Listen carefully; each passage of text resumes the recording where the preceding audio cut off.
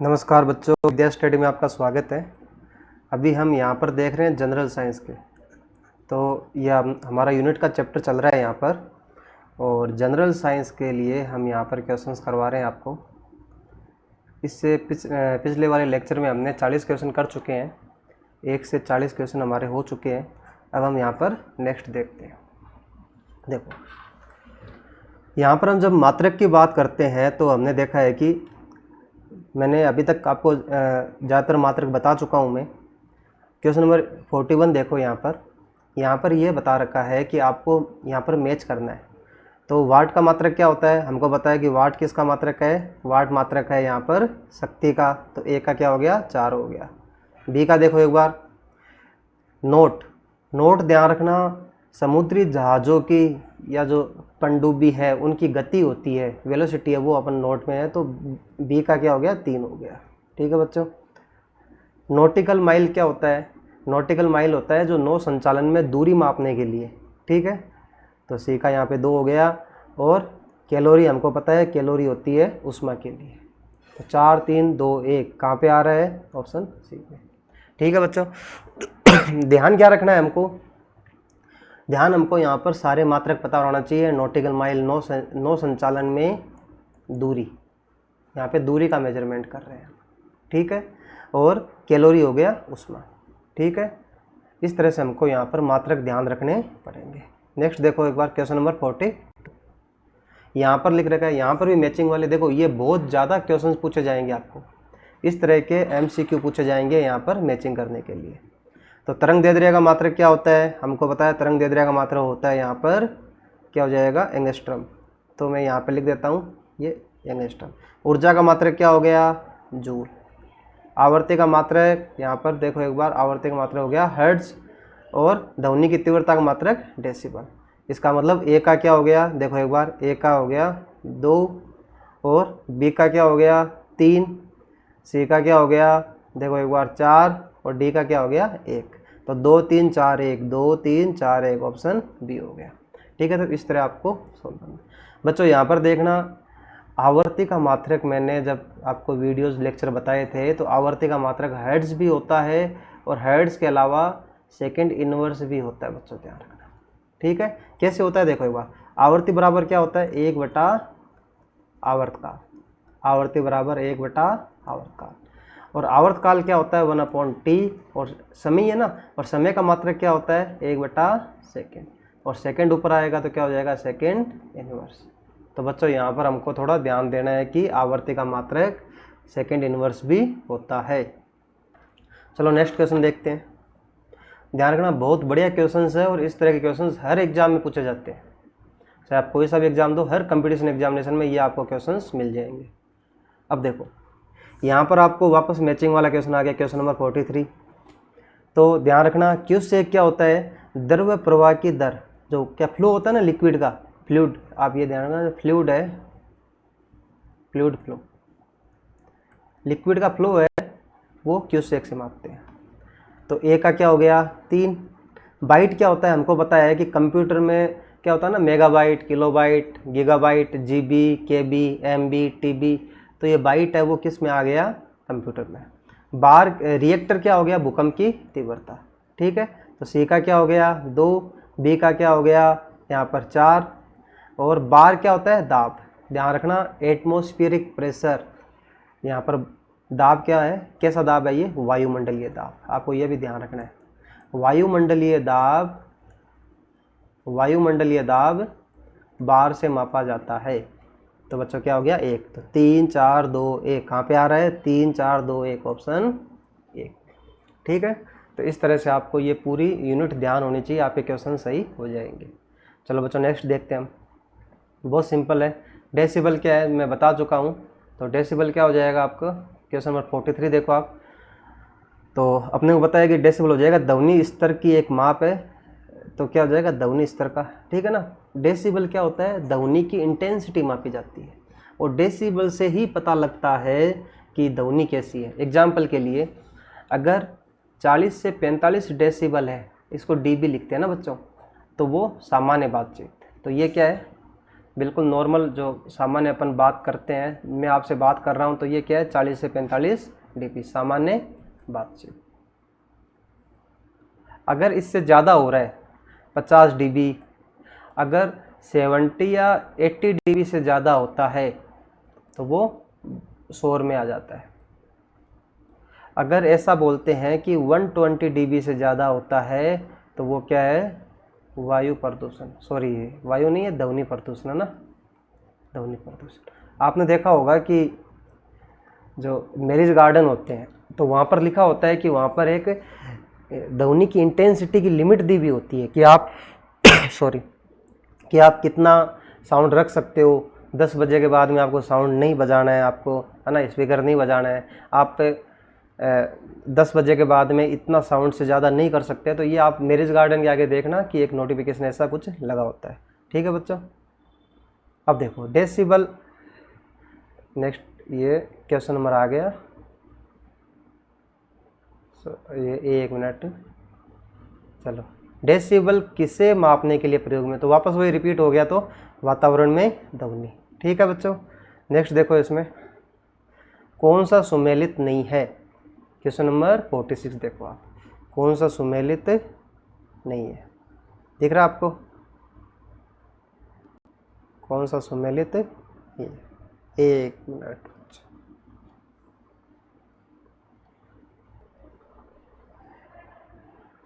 तो आप question number देखो एक बार 46। तो आपको बताया कि किलोवाट आवर क्या होता है। यहाँ पर ध्यान रखना ये विद्युत का सही है, यहाँ पर 1 kWh किलोवाट आवर, तो ये क्या होता है विद्युत के लिए होता है। सेल्सियस क्या होता है तापमान के लिए, RH।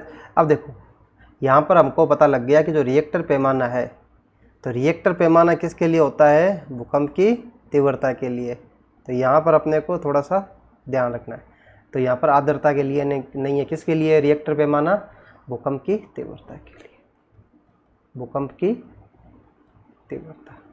तो ये हमको ध्यान रखना बच्चों। ठीक है, तो यहाँ पर ऑप्शन क्या हो जाएगा डी, ये सही मैच नहीं है। बाकी RS जो फैक्टर होता है वो रक्त में है ना देखते हैं, उसके बाद सेल्सियस तापमान में, ठीक है, किलोवाट आवर विद्युत में। नेक्स्ट देखते हैं एक बार, डाब्सन इकाई का प्रयोग किया जाता है, तो ध्यान रखना ओजोन परत की मोटाई मापने के लिए।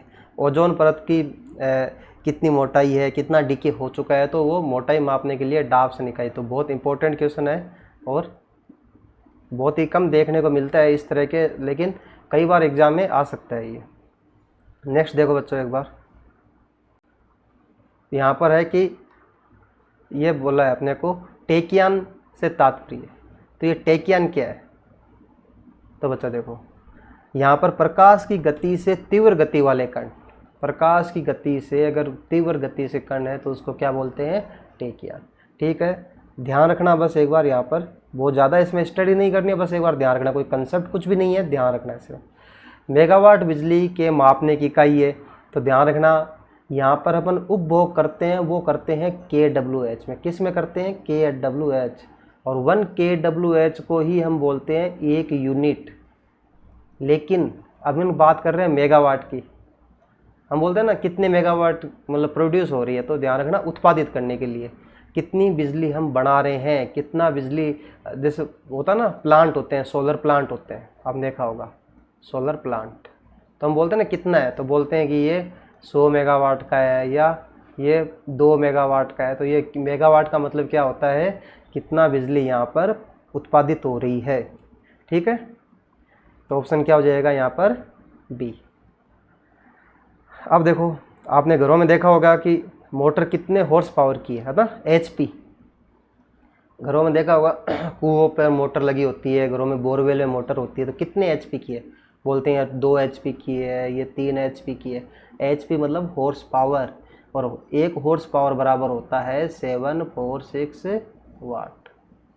ठीक है बच्चों, तो ये क्या हो जाएगा यहाँ पर ऑप्शन सी हो जाएगा।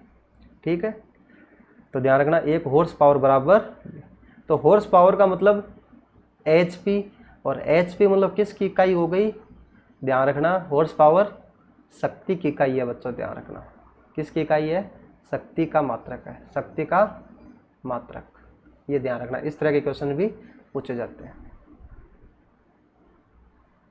ठीक है, अब देखो निम्नलिखित में से कौन सी एक ऊष्मा की इकाई नहीं है? किलो कैलोरी है, हमको पता है, नीचे देखो एक बार, कैलोरी है, किलो जूल है, वाट नहीं है। वाट क्या है? ये शक्ति का मात्रक है। अभी मैंने बताया था वाट क्या है? शक्ति का मात्रक। ठीक है, शक्ति का मात्रक। चलो नेक्स्ट देखो एक बार, क्यूसेक में क्या मापा जाता है? तो अभी मैंने बताया था जल का बहाव, है ना, फ्लो, ध्यान रखना, flow of water. Flow of water मापा जाता है क्यूसेक में। ठीक है, चलो नेक्स्ट देखते हैं एक बार। ये देखो अच्छा जो क्वेश्चन है, हमको पता है कि दाब क्या होता है? दाब होता है बल बटा क्षेत्रफल। ठीक है ना, या आप ये बोल सकते हो कि फोर्स अपॉन एरिया। तो फोर्स का मात्रक क्या होता है? न्यूटन। या यहाँ पर देखो, यहाँ पर, और इसका मात्रक हो गया सेंटीमीटर। लेकिन यहाँ पर क्या है कि सेंटीमीटर का मतलब बता रखा है, इसका मतलब ये हो गया कि ये सीजीएस में बता रखा है। बस ध्यान क्या रखना है, 1 kg, kg क्या फोर्स ही है, ध्यान रखना। ठीक है, centimetre square, 1 kg centimetre square है बच्चों। ये क्या होता है? एक बार के बराबर होता है। बार की बात हम पहले कर चुके हैं, क्योंकि बार से क्या मापा जाता है? वायुमंडलीय दाब है, एटमॉस्फेरिक प्रेशर, उसको हम बार से मेजर करते हैं। तो क्या आ जाएगा यहाँ पर? ऑप्शन ए आ जाएगा। ठीक है बच्चों, नेक्स्ट देखते हैं। इसमें पास्कल इकाई है, आराम से बता दोगे। पास्कल किसकी इकाई है?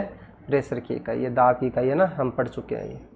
अब देखो, अब आ गया किलोवाट घंटा। ये वाला क्वेश्चन बहुत अच्छा है और ये बार बार पूछा गया एग्जाम में। 1 kWh। देखो, 1 वाट बराबर क्या होता है? 1 वाट बराबर होता है कि 1 जूल 1 सेकंड के लिए, 1 सेकंड के लिए। यदि 1 सेकंड के लिए अगर 1 जूल ऊर्जा खर्च होती है, 1 जूल ऊर्जा 1 सेकंड के लिए खर्च होती है, तो उसे बोलते हैं 1 वाट। किलोवाट का मतलब क्या हो गया? किलोवाट का मतलब हो गया, किलो का मतलब 10 की पावर 3, और ये क्या हो गया? जूल 1 सेकंड के लिए। 1 kWh किलोवाट घंटा।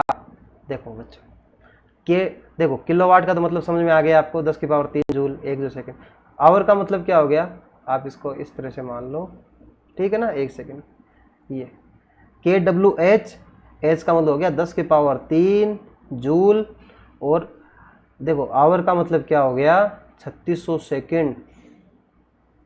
ठीक है बच्चों, और अपॉन सेकंड है ही, सेकंड सेकंड गया, तो आप ये बोल सकते हो 3600 इंटू 10 की पावर 3 जूल।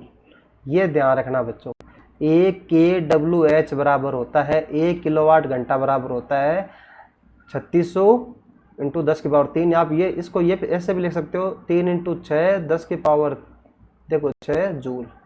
ठीक है ना बच्चों, ये बहुत बढ़िया आपको, इसका मतलब किलोवाट घंटा मात्रक है। ध्यान रखना, जूल आ रहा है, जूल का मतलब क्या होता है? ऊर्जा का मात्रक है।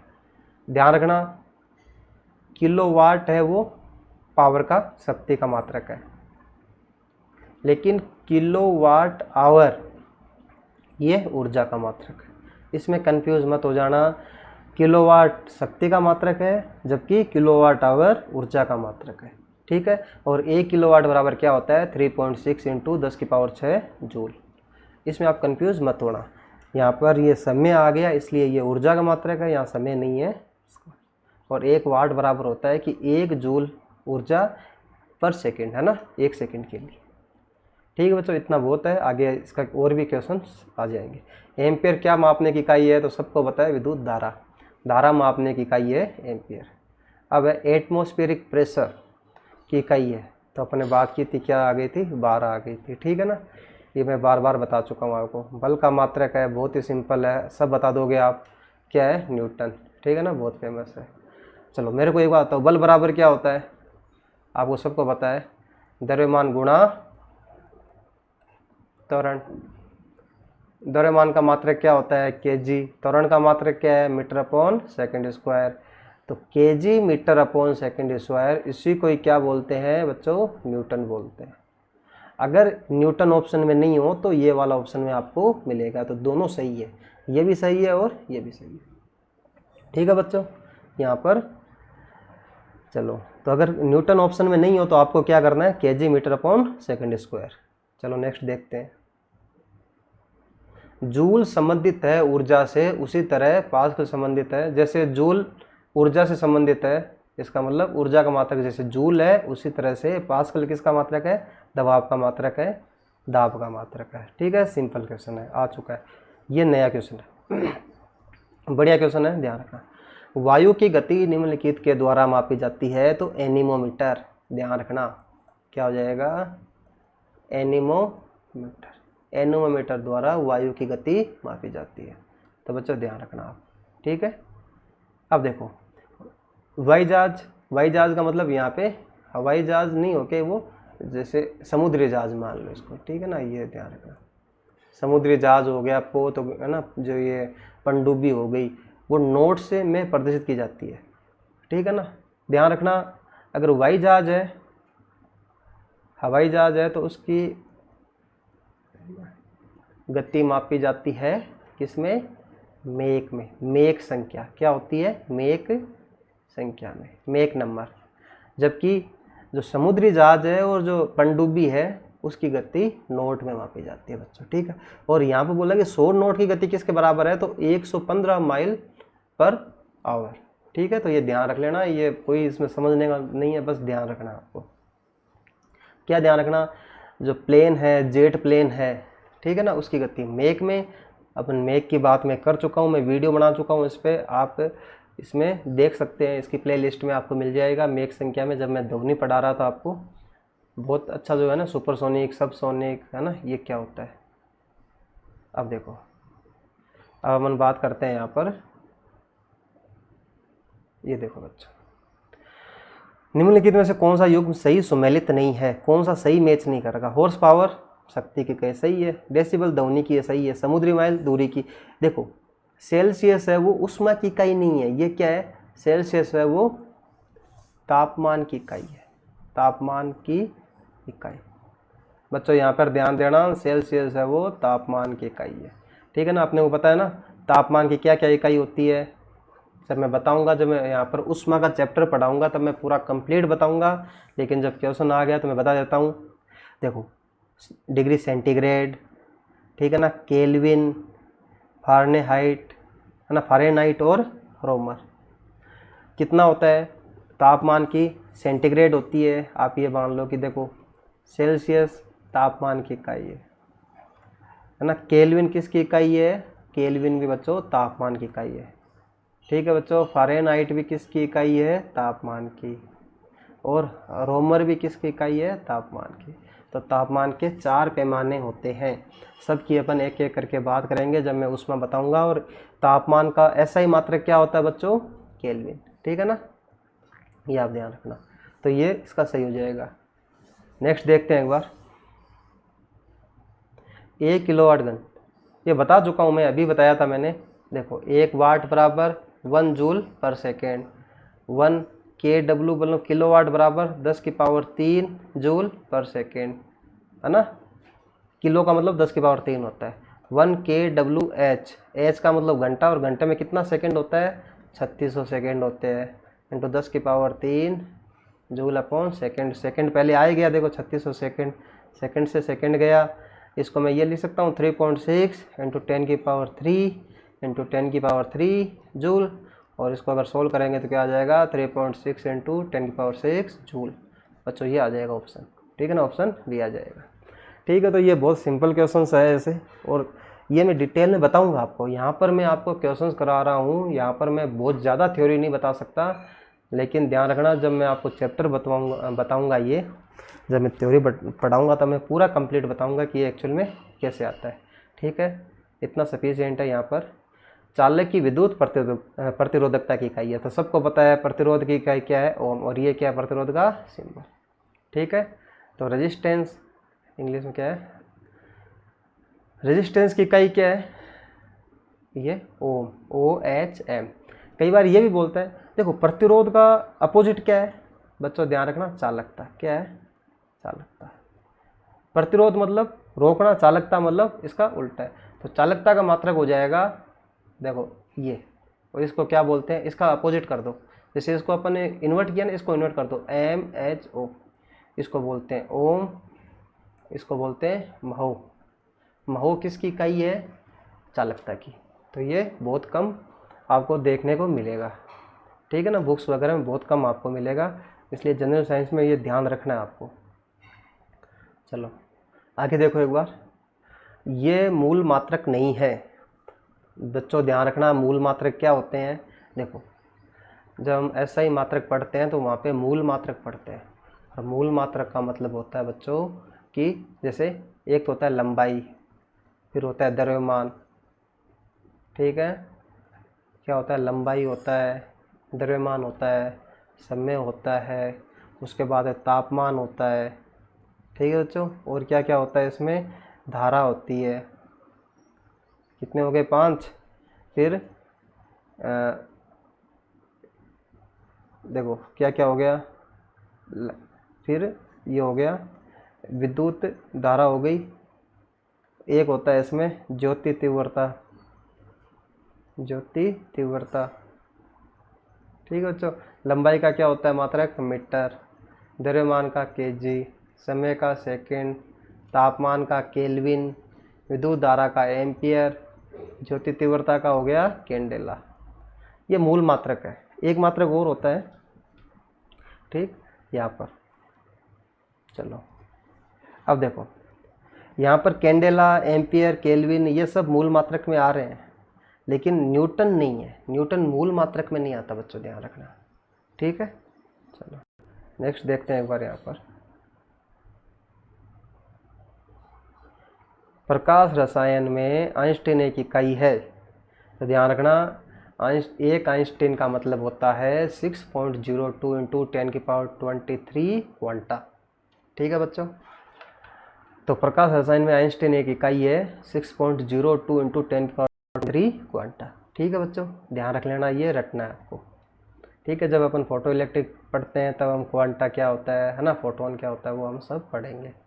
रेडियोधर्मिता इकाई है, तो ये क्या हो जाएगा क्यूरी, ये मैडम क्यूरी थी, उसके नाम पे पड़ा हुआ है, इसको नोबेल प्राइज़ मिला था, इसके हस्बैंड को भी मिला था, इसके फादर को भी मिला था। ये ऐसी फैमिली है जैसे बोलते हैं कि नोबेल प्राइज़, फादर को भी नोबेल प्राइज़, हस्बैंड को भी नोबेल प्राइज़ और खुद को भी नोबेल प्राइज़, ठीक है। तो मैडम क्यूरी पर रेडियोधर्मिता का जो, इसको रेडियोधर्मिता मतलब रेडियो एक्टिविटी, रेडियो एक्टिविटी, ये पूछा जाता है कि रेडियो एक्टिविटी, रेडियोधर्मिता क्षय, डीके, मतलब इसका मात्रक होता है रोइंटजन या रोंजन, ठीक है बच्चों, ये भी ध्यान रख लेना आप। तो रेडियोधर्मिता की इकाई क्या हो जाएगी, रेडियो एक्टिविटी की क्यूरी।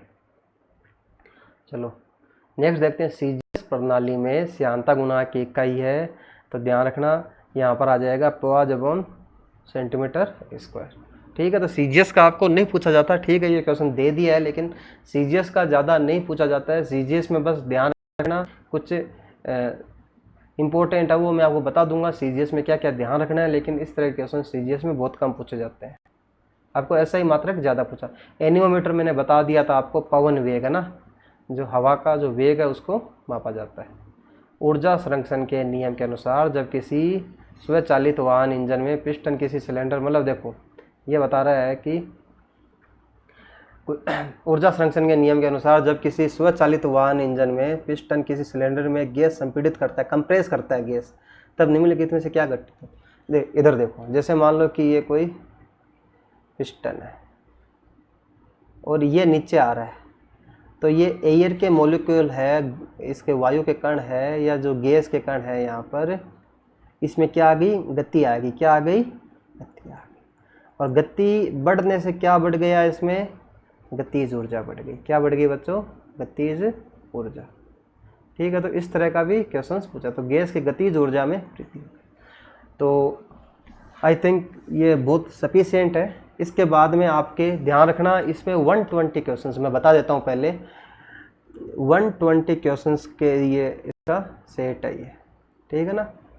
अभी तक मैंने आपको 70 क्वेश्चंस करवा चुका हूँ, अभी नेक्स्ट लेक्चर में मैं आपको इसके नेक्स्ट वाले क्वेश्चंस कराऊंगा। इसके पहले लेक्चर में मैंने 1 से 40 क्वेश्चन करवाए, दूसरे में मैंने इसका 41 से 70 है ना, 41 से 70। तो ये पहला लेक्चर था हमारा, ये दूसरा लेक्चर था, और तीसरे में हम आगे जो चलेंगे। बच्चों ध्यान रखना, बहुत इंपॉर्टेंट है। थ्योरी का कोई मतलब नहीं है जब तक आप क्वेश्चन सेट नहीं लगाते हो। तो क्वेश्चन सेट लगाओ और जितने ज़्यादा क्वेश्चन हो सकते हैं वो आप करो, ठीक है बच्चों।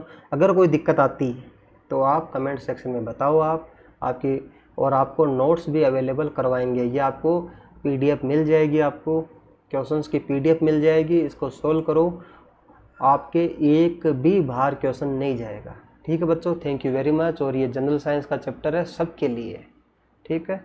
चलो तो नेक्स्ट लेक्चर में मिलते हैं, तब तक के लिए बाय।